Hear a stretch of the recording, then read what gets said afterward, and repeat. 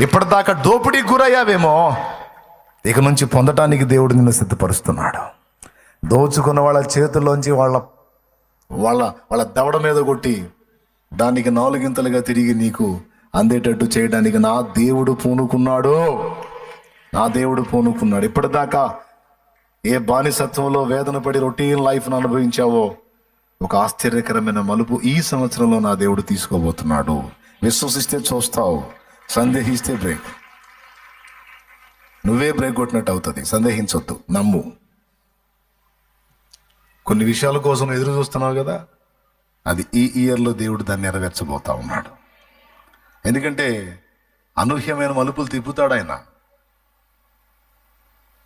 ఈ సంవత్సరం అని ఎందుకన్నానంటే దానికి కూడా ఒక లాజిక్ ఉంది.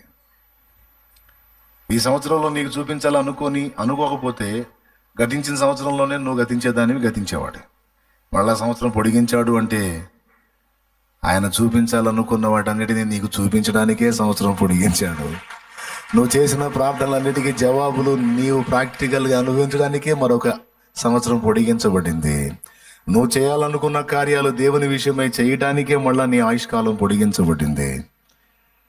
కొన్ని చూడడానికి, కొన్ని చేయడానికి, కొన్ని అనుభవించడానికి దేవుడు మన టైంని పొడిగించాడు. ఏమంటావు? Any doubt? No doubt. దేవునికి స్తోత్రం.